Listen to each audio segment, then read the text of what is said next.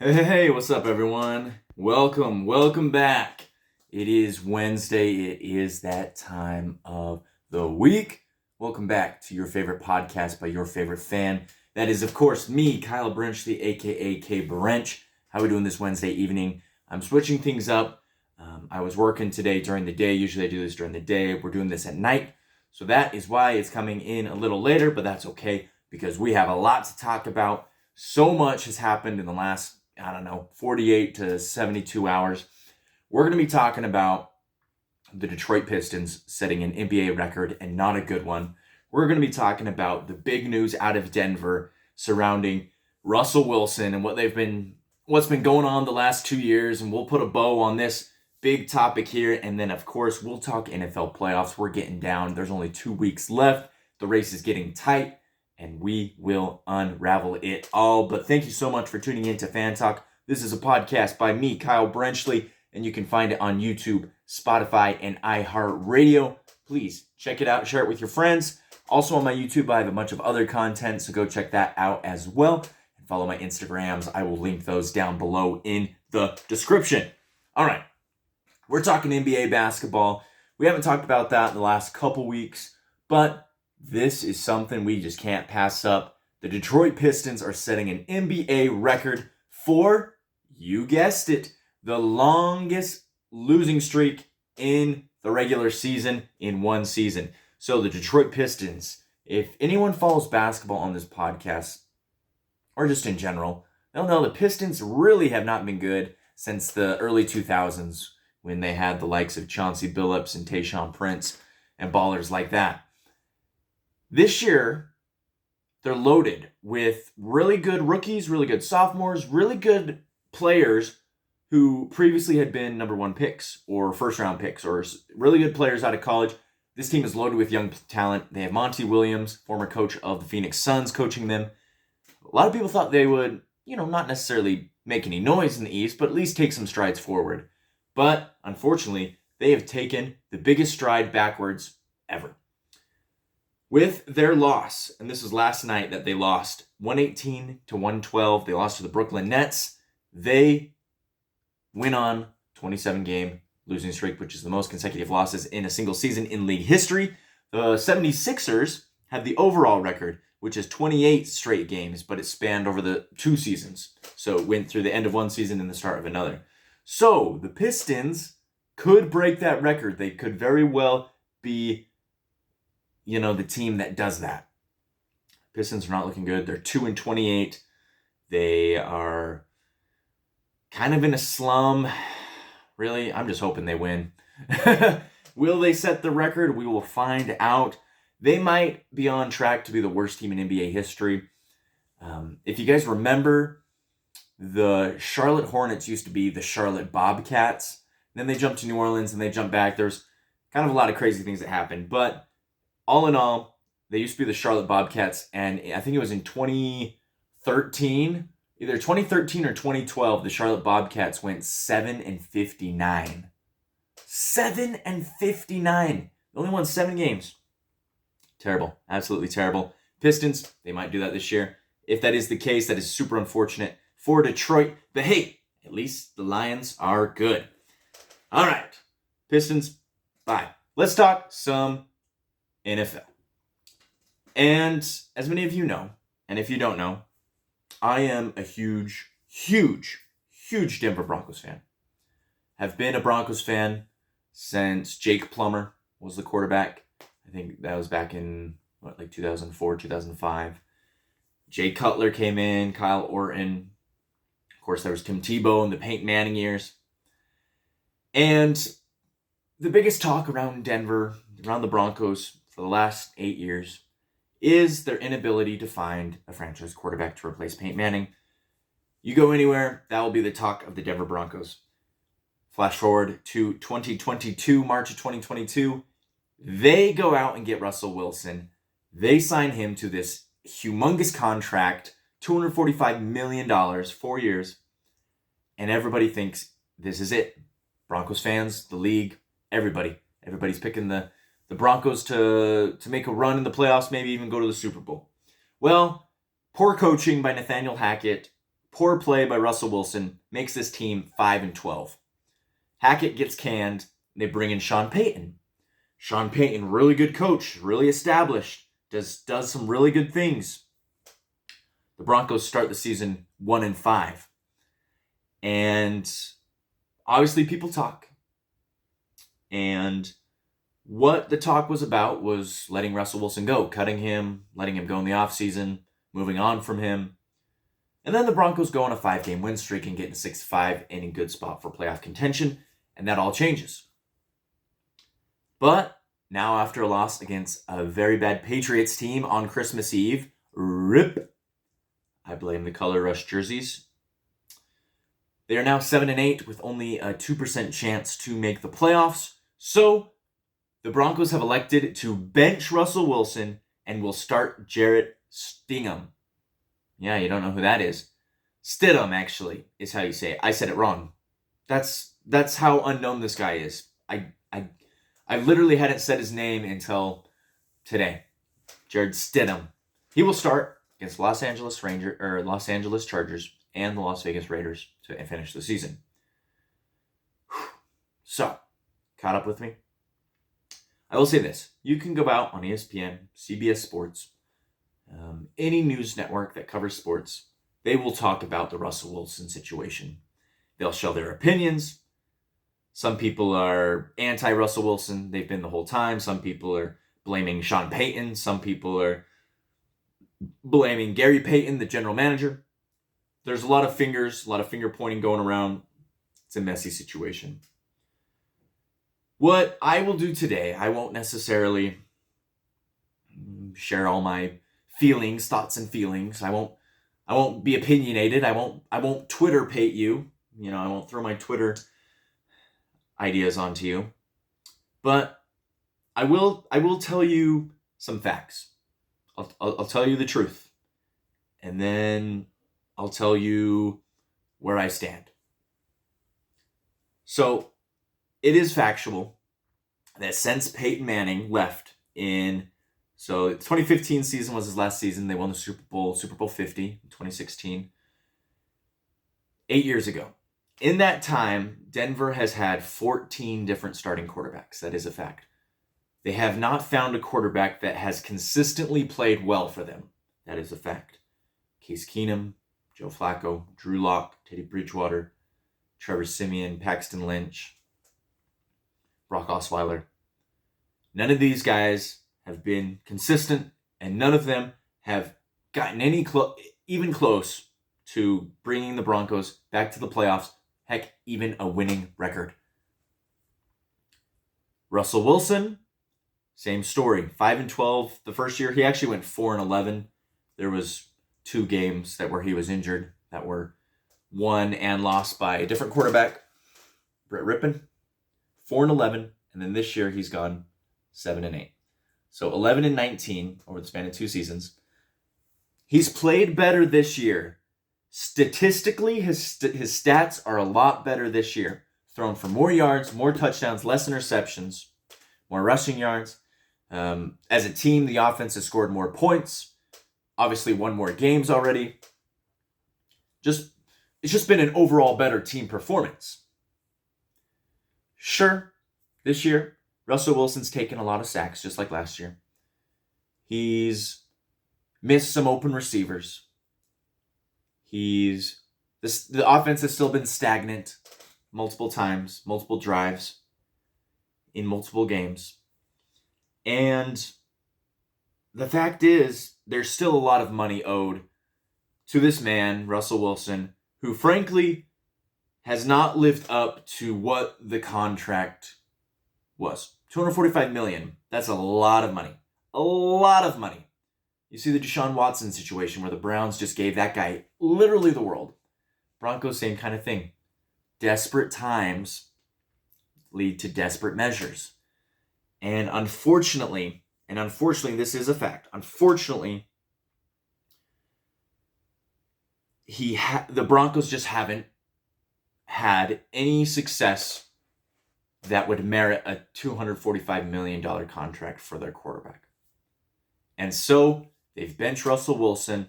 There's been reports that they are moving on And this offseason in March, Russell Wilson will be cut and the Broncos will move on. So there's the facts for you. Again, if you want to look up, there's a bunch of numbers. There's a bunch of things that go into this with this contract, reasons why they're benching Russell Wilson, things that Sean Payton have said, things that Gary Payton have said. If you want to read those, go look at those. Now, where I stand, I will say this, and the reason I brought this up at the beginning, that I've been a diehard Broncos fan for the longest time, is to say that I am loyal to this team, to this franchise. I love every player who plays for the Denver Broncos, who wears the orange and blue, who is a part of Broncos country. And I've been very grateful for what Russell Wilson has done. Despite his struggles, he has done a lot of great things, led a lot of comeback drives, a lot of comeback games, made some good throws, has done some really good things for the Denver Broncos. And I'm sad to see him benched. I'm sad to see him go. If all of this plays out, I really like the guy. I really think he's done some good things for the Broncos. Obviously not. He didn't save the Broncos. He didn't bring them out of misery. But it's unfortunate what's happening. But I am staying loyal to the Denver Broncos through and through, no matter what happens, whether it's Russell Wilson as quarterback, Jarrett Stidham, Michael Penix Jr., whoever they draft or whoever they go after, who's ever being quarterback next year for the Denver Broncos, I am supporting them. I support this team. Crappy year, good year, it doesn't matter. I am a Denver Broncos fan for life. Broncos country, let's ride. Let's go freaking win these 2 games. There's still a chance to make the playoffs. And this is a perfect segue into the AFC playoff race. We'll talk about AFC and NFC. It's really tight. Broncos' chances are not very high, but we'll talk about that in just a second. Again, thank you guys for watching. Thanks for tuning in. That was my little Denver Broncos spiel.